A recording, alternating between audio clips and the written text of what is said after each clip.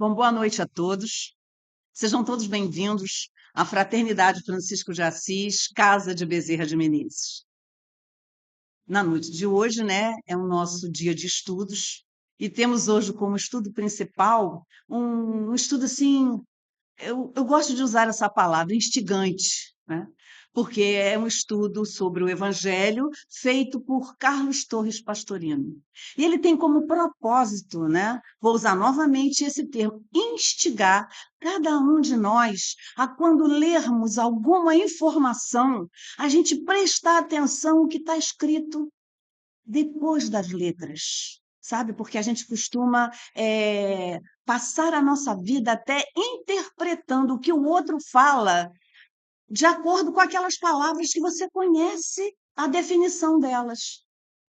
Quando, às vezes, uma palavra tem várias definições e você acaba, às vezes, se sentindo doloso com aquilo que a pessoa fala, quando não é aquilo que a pessoa quis transmitir. Então, a gente tem que ter um cuidado até no ouvir, não só no falar.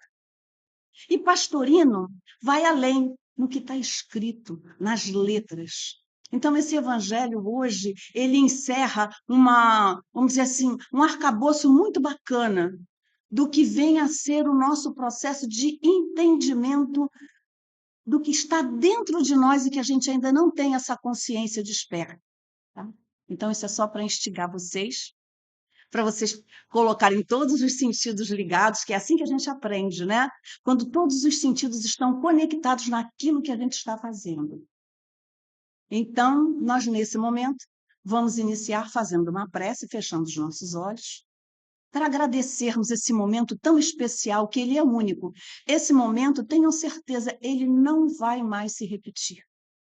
Então, vamos elevar esse nosso desejo, né, de aprendizado, de crescimento, num agradecimento a Deus, que nos permitiu acordar e estarmos hoje aqui, nesta casa, alimentando o nosso espírito, principalmente, de informações que vão nos ajudar a ter dias cada vez melhores e levarmos a todos aqueles que convivem conosco a paz, o equilíbrio, a tranquilidade, o amor, a compreensão e todos esses cortejos de sentimentos positivos que fazem com que o nosso espírito se regozije. Então, esse agradecimento a Deus, aos mentores desta casa, a Francisco de Assis, a Bezerra de Menezes, a Mãe Maria, ao nosso amado Mestre Jesus e todos esses irmãos maravilhosos que se fazem presentes na noite de estudo desta casa, e graças a Deus. Bom, um dos primeiros estudos dessa casa que me atraiu, assim, demais, e que hoje eu me sinto ele, que é a cromoterapia, né? Que é a utilização das cores para o benefício do nosso corpo físico, emocional, mental e espiritual.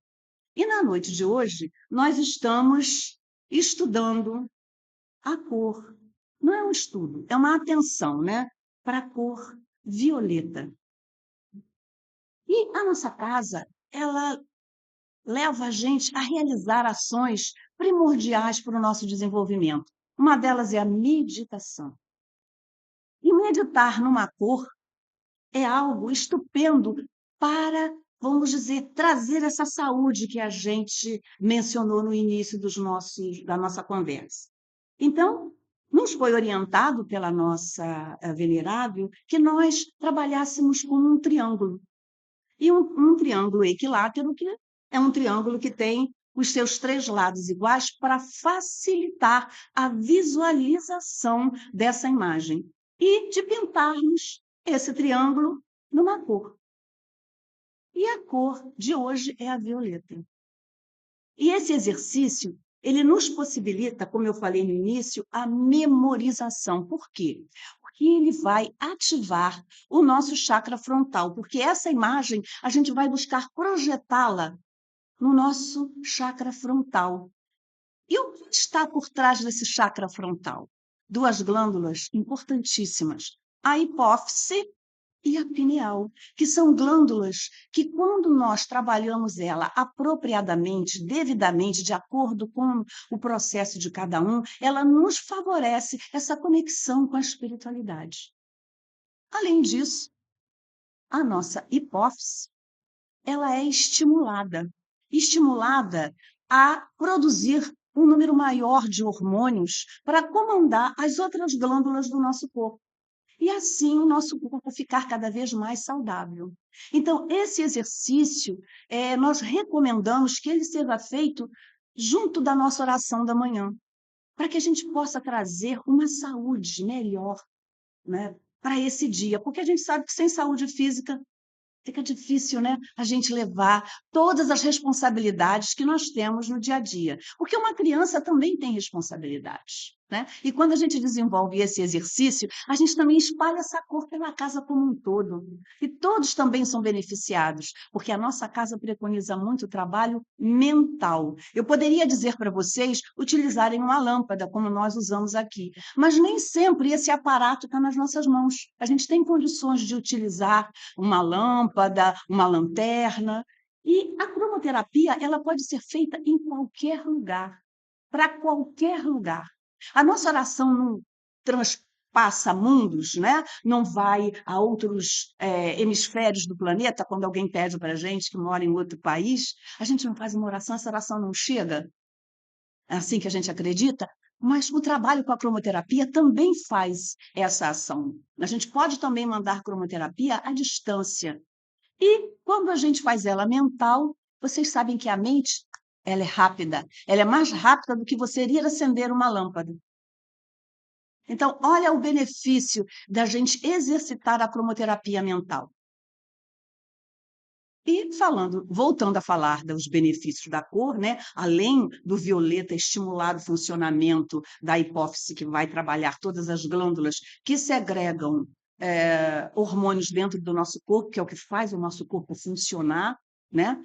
Bem, são os hormônios, nós também utilizamos essa cor para atuar no nosso corpo físico como ele é anti-inflamatório, anticancerígeno, ele atua nos líquidos da coluna vertebral, ele trabalha o nosso sistema nervoso central e simpático. Vocês vejam que são condições que nos permitem levar um dia mais equilibrado, correto? Então, sintamos que esse exercício ele deve ser realmente empregado no nosso dia a dia, tá? E vamos agora ler o nosso livro, o Bhagavad Gita. O Bhagavad Gita é um livro que tem como subtítulo, né, a mensagem do mestre. E que mestre é esse, né? É o nosso Cristo interno. Então, hoje eu estarei, vamos dizer assim, versando bastante sobre essa energia maravilhosa que vive dentro de nós e que nós estamos ainda um pouco descrente, vou usar esse termo, né? Dessa energia assim, estupenda, né? Então, o Bhagavad, ele vem nos buscar uma reflexão, né? Hoje nós estamos no capítulo 9, capítulo 11, minto. No capítulo 11, e ele é um diálogo. Ele é um diálogo entre Krishna e Arjuna, sendo representado Krishna, o nosso Cristo interno, e Arjuna, nós, seres que estamos na busca, nesse processo de evolução, querendo saber, né, ávido de conhecimento, mas ainda cheio de dúvidas e cheio de questionamento. Por isso a gente ainda não deu os passos ainda, porque a gente dá um passo para frente, aí fica na dúvida, não entende, mas estamos aqui no planeta para aprender, né? E nesse diálogo, né, que ele é um diálogo, mas é uma batalha ao mesmo tempo. É a batalha que a gente trava no dia a dia para tirar da gente aquilo que a gente não deveria ter, mas ainda continuamos construindo e alimentando, né, esses sentimentos que a gente aqui vai conversar um pouco sobre eles. Nesse capítulo 9 é o Visavarupa Darsanam. Isso escrito em sânscrito, porque esse livro foi escrito em sânscrito há 5.000 anos antes, aproximadamente, do nosso Evangelho. E a tradução para nós é a visão da forma divina universal.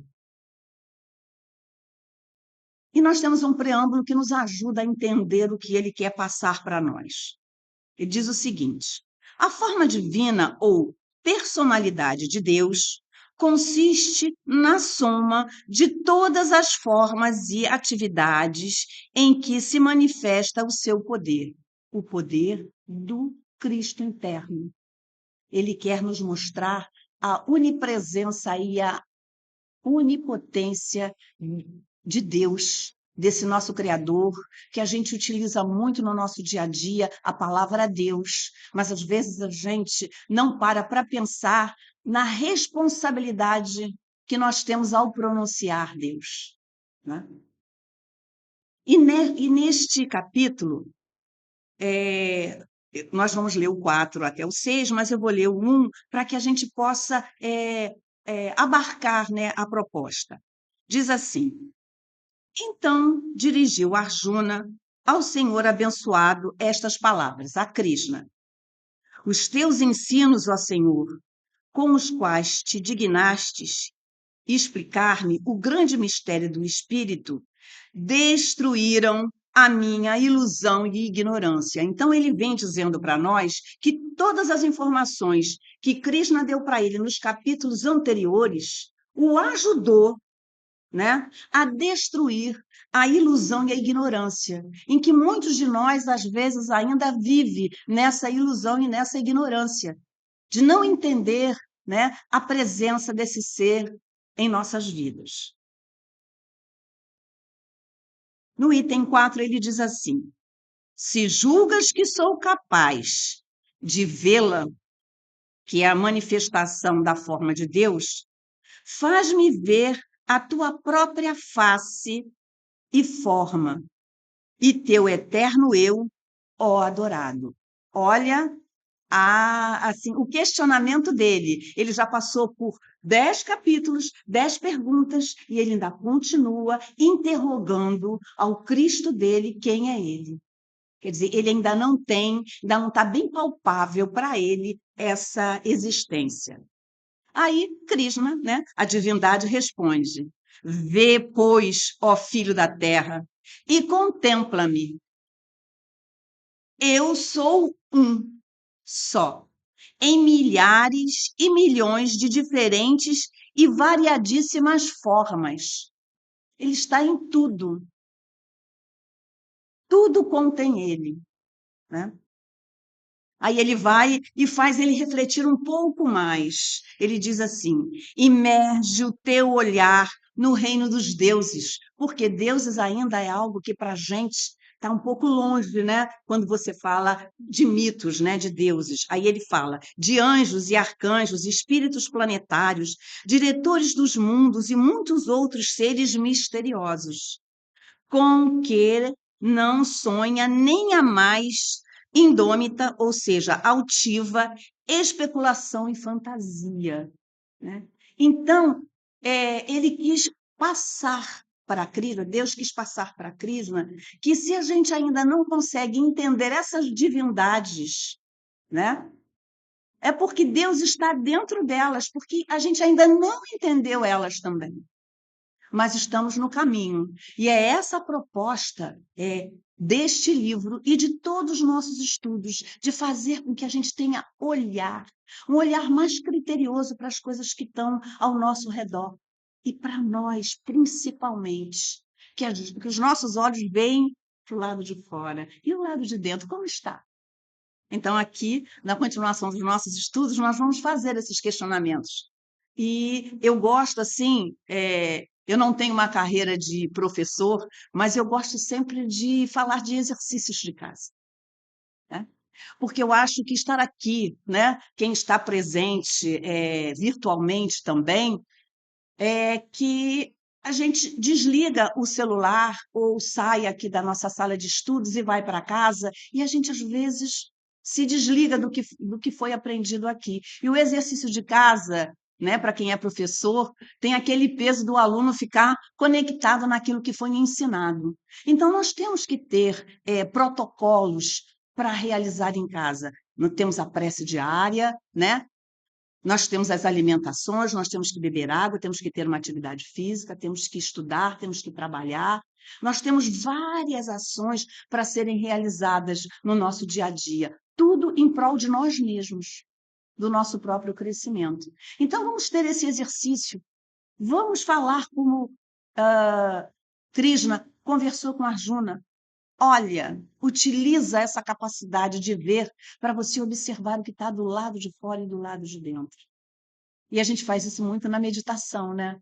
Que é uma das coisas que a gente preconiza, que falou aqui no início, que o trabalho com triângulo é para a gente trabalhar a meditação. Vamos pensar nisso, vamos trazer isso para o nosso dia a dia, tá? E agora vamos entrar no nosso estudo do Evangelho segundo Carlos Torres Pastorino. Estamos na página 63, Visita dos Pastores. Essa passagem se encontra em Lucas 2, versículos de 15 a 20.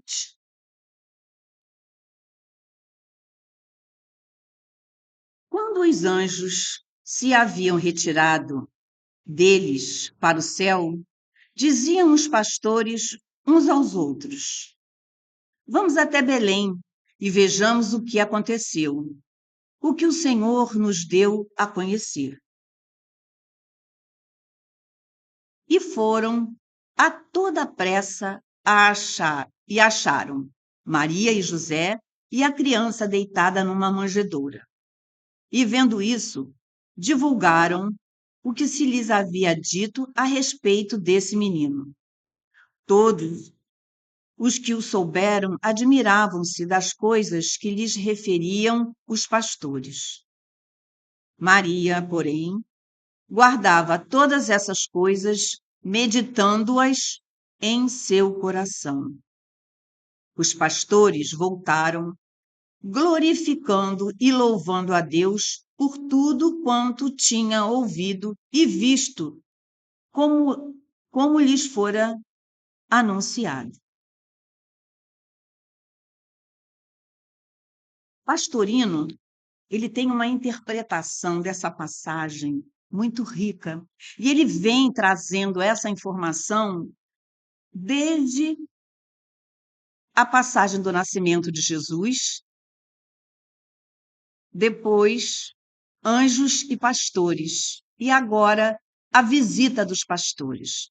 Então, o que Pastorino busca fazer com que nós possamos refletir sobre esse nascimento? O que é nascer? Né? Se não se apresentar a uma situação nova, estarmos numa condição nova de vida, né? Então, Pastorino, ele vai interpretar essas passagens da seguinte forma. Ele nos diz assim: depois do impacto do encontro, e esse encontro, ele se dá desde o nascimento de Jesus, junto com a passagem Anjos e Pastores, que é o encontro do intelecto, da mente criadora, vamos dizer, do nosso corpo mental, que está aqui sendo trabalhado, né? Até chegar ao nosso coração. Esse é o encontro da razão com a centelha divina, é ter a consciência de que a centelha divina habita em nosso coração, em nosso ventrículo esquerdo. Esse é o encontro. Então, depois desse encontro, que ele conta para nós de uma forma magnífica, e ele vai, vamos dizer, reescrever aqui essa passagem, depois desse encontro, ele diz que que todos os glóbulos sanguíneos que representam os pastores apressam-se a ir a Belém, que é a casa do pão espiritual, isto é, o coração, para visitar a mônada divina. O que isso representa? O que isso nos faz refletir? Ele está trazendo essa informação não não exterior, mas sim o que acontece dentro de nós quando o encontro com o Cristo acontece. Ele repassa o que o corpo sente, como a nossa natureza física reage à presença de uma energia estupenda. Eu me lembro, quando eu li isso aqui, eu me lembro de alguns amigos meus da igreja evangélica que falam, né, do esplendor de naquela reunião, eles sentiram a presença do Cristo dentro deles e como eles se sentiram. Como foi aquela vivência para eles, dessa representação? Né? Eles saem de lá sorrindo, felizes, né? E tendo ideias até de como resolver situações da vida, porque eles trouxeram para eles a felicidade. Né? Quando alguma coisa muito boa acontece na nossa vida, todos os nossos sentidos mudam. A gente consegue ver além das aparências, a gente consegue ver coisas que outras pessoas não conseguem ver, porque a nossa alegria, o nosso prazer é tamanho que a gente vê as coisas mais simples que a gente complica no nosso dia a dia. Então, ele aqui quis chamar a atenção disso quando ele diz, depois do impacto do encontro, desse encontro, né, da nossa consciência de saber que Deus habita em nós e como isso acontece, né? O nosso sangue, você imagina uma coisa boa está acontecendo comigo, qual é a reação orgânica? Como é que meu corpo funciona? O sangue gira, aí eu começo a suar, eu começo a transpirar, a minha vista às vezes se inunda de lágrimas, né? A minha boca mareja, né? É aquela, sabe, é aquela emoção, é uma comoção. Então é isso que ele diz aqui, depois desse encontro, como o corpo reage. Aí ele diz, né, que os glóbulos sanguíneos, que literalmente, né, é representado no texto pelos pastores, apressam-se, né, a se dirigir direto ao coração para visitar a mônada, o eu real, que ali reside no nosso ventrículo esquerdo. Por que será no ventrículo esquerdo? Fica a pergunta, né? Aí é que eu digo, a gente precisa conhecer o nosso corpo físico, porque lá na iniciação a gente menciona que a gente tem que conhecer o corpo físico, não é? Então, a gente conhece bem anatomia e fisiologia, isso não é só para quem trabalha na área da saúde, porque isso pertence a nós. Nós temos um corpo físico, a gente tem que saber como ele funciona, né?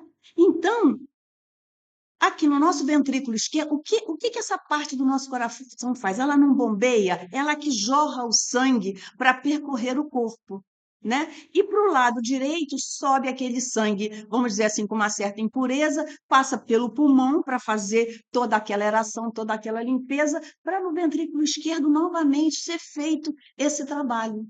Então, aqui vamos dizer assim, é a sede, vamos dizer assim, mais importante da parte do coração, é o nosso ventrículo esquerdo, que faz esse trabalho. E é ali que vamos dizer assim, é a manjedoura, é onde está o Cristo. O Cristo está ali, bem posicionado, esperando ser desperto para alimentar todo o nosso corpo de sentimentos positivos, né? De força, de fé, de coragem, né? Aí vem assim. Então, depois que esse sangue, né, se explode desse momento, dessa forma assim tão bacana, né, todo o corpo, essa explosão é levar o sangue, é manifestar essa luz. Né? Porque assim, nós temos dentro do nosso corpo não só o sangue, nós temos também os glóbulos de vitalidade. Não é isso que nós estudamos aqui na nossa casa? Né? Que o sol emana essa energia que está aqui junto, eles caminham junto, o sangue e os glóbulos de vitalidade para vitalizar o corpo da gente como um todo. Então, essa presença, saber que Deus está aqui e que eu posso tudo, né? Como é que é? Eu posso tudo naquele que me fortalece, não é assim? Uma das frases, né? Faz com que nós sejamos seres saudáveis, física, emocional e mental. Então, é uma retroalimentação. Eu chego até ele porque eu estou com esse corpo saudável, mas ele, o que ele faz? Ele me retroalimenta, ele faz eu ficar mais saudável ainda quando eu tenho a consciência de que ele habita em mim. né? Muito bacana, né? É assim da gente querer beber mais dessa fonte, né? Então vamos seguindo. Aí vem assim, homenageando o novo residente, o sangue, né? Homenageando o novo residente que se manifestou e que antes estava adormecido no ventre, que é no ventre materno, né? E que agora desperta para a atividade viva que nasceu na luz da ação do homem novo. Então ele se torna um homem novo, né? Agora, esse Cristo, ele pode não nascer, ele pode ficar, vamos usar aquele termo, dormindo em berço esplêndido, porque eu não estou nem aí. Eu vou continuar vivendo a minha vida do mesmo jeito. Ah, ela falou umas coisas muito interessantes, né? Mas deixa para a próxima vida, né? Muita gente escuta muitos espíritas, né, dizerem isso. Ah, não vou fazer isso agora, não. Na próxima vida eu faço. Mas as cobranças são maiores e as provas são maiores. Como eu falei, a gente não sabe quando a gente retornar como é que a gente vai encontrar o planeta Terra. E se vamos reencarnar no planeta Terra, ainda tem isso, né? Ainda tem esse outro senãozinho aí, né? Então vamos lá. No ardor da visita, dessa visita, voltando a falar, né? Do ardor dessa visita, da nossa parte, do nosso intelecto, né? Ao nosso coração, à nossa centelha divina, essa visita. Após o encontro, o sangue que primeiro se retirava aterrorizado, porque quando alguma coisa muito boa acontece, às vezes a gente tem um impacto, né? A gente às vezes se trava a receber uma coisa boa, né? Começa a agitar-se. Depois dele se aterrorizar, ele se agita. As pulsações aceleram, aparece a taquicardia típica, que, no entanto, não incomoda. É a mesma que se experimenta, né, nos grandes momentos da união sexual, que é a imagem mais aproximada e semelhante da união divina, né? Então eu fiquei assim, quando eu li esse trecho, eu fiquei pensativa. Eu falei assim: nada na vida é por acaso. Eu não falo que tudo na vida é um exercício, eu não costumo falar isso, né? Então, o ato sexual é um exercício para a gente poder entender o que vem a ser esse momento, até para a gente não se assustar também, porque deve ser algo muito, muito maior do que um prazer sexual, né? Esse encontro, gente, esse ser maravilhoso que quando a gente revê toda a passagem do Cristo na Terra, vê o que ele passou, o legado que ele deixou, esse ser maravilhoso que ele foi e é até hoje, né? Para nós, esse encontro de um ser excelso na nossa vida, como é que seria isso? Ah, é algo assim, sabe? Vamos dizer assim, enternecedor, né? Enternecedor. Bom, seguindo. Logo após a passagem pelo coração, o sangue vai ao cérebro e lá encontra o homem novo, as novas ideias que lá fervilham. No momento em que a gente tem essa consciência que ele está lá, imagina quantas coisas vão passar pela nossa mente, quantas coisas a gente já vai se sentir capaz de fazer e que não se achava capaz antes, né? O sangue se maravilha na transformação da criatura, de sua conversão, e apressa-se a contar a novidade a todos os órgãos e todas as células do corpo. Aquilo que eu falei, o movimento, né? A alimentação, a vida, né? É vida, sangue é vida. E célula, o que são as células? As células são aqueles elementos que compõem os nossos órgãos, a nossa pele, né? A minha língua que permite eu estar falando, as minhas amígdalas, né? E estas se admiram do que lhes traz o sangue, das novidades que são anunciadas em ondas de alegria e vibração harmônica. É assim que ele representa essa presença, né? Ondas de alegria e vibração harmônica de paz, confirmando a palavra do anjo, uma grande alegria que o será para todo o povo, né? Perceber essa presença, né? Em linguagem científica moderna, diríamos que as vibrações das células sanguíneas, ao modificar suas próprias vibrações, lembrando que nós somos vibração, nós somos átomos que pululam, né? E que, em conjunto, formam as células que vão formando os tecidos, que vão formando o nosso corpo, né? Então, nós somos vibração pura. Nós, aparentemente, estamos parados, mas não estamos, porque o nosso corpo internamente está funcionando, né? Senão nós estaríamos mortos. O coração está batendo sem eu mandar, não é isso? A respiração está acontecendo sem eu dizer, né? A não ser que eu faça uma respiração comandada. Os órgãos, o estômago, está tudo funcionando aqui, né? Perfeitamente, está tudo vibrando, né? E precisa continuar vibrando, mas de uma forma harmônica. Em contato com o coração, então, né, suas próprias vibrações em contato com o coração, que se transformou pelos novos pensamentos surgidos, vai elevar as vibrações de todas as demais células, fazendo com que estas se modifiquem para melhor, sintonizando com o homem novo, expulsando as aflições e mazelas do corpo físico. Então, eu estava até comentando sobre uma amiga que, quando ela terminou, ela apresentou a dissertação dela de mestrado. A gente olhava para ela, eu olhava para ela, eu via a luz pura. O rosto dela, os olhos dela, ela vibrava, porque ela conquistou algo que ela queria muito.